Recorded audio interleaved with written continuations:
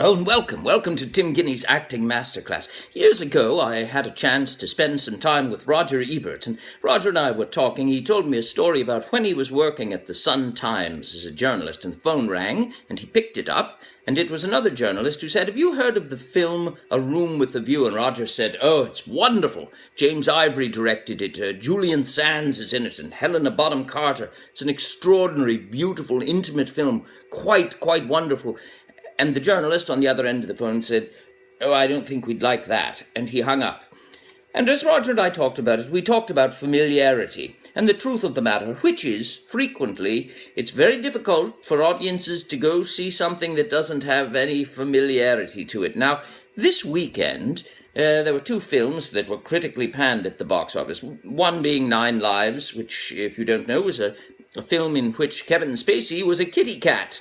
Now, I'm not terribly worried about that one. It apparently went down in flames. But I know that Kevin wouldn't have done it for money. I think deep in his soul, in his heart of hearts, he just wanted to be a kitty cat, and so he did it. It's much like Masterclass. It's not about money for Kevin. It's about art and giving back.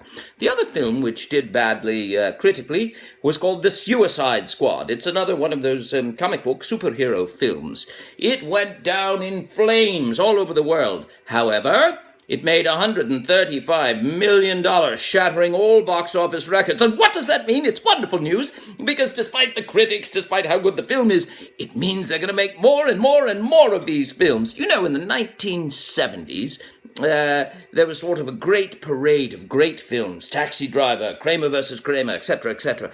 And now what this means is there's going to be a great parade of comic book movies like this. And why? Well, familiarity. Just like Roger Ebert says, you know, when you go to McDonald's and you bite into a hamburger, I always think to myself, oh my God, I've actually put human feces in my mouth. And then when I'm driving along and I see the Golden Arches, I think to myself, hey, more human feces I can put in my mouth. Wonderful! Because it's familiar. I know exactly what it is I'm going to get. And so it is with comic book movies. We know what we're going to get. Bully America!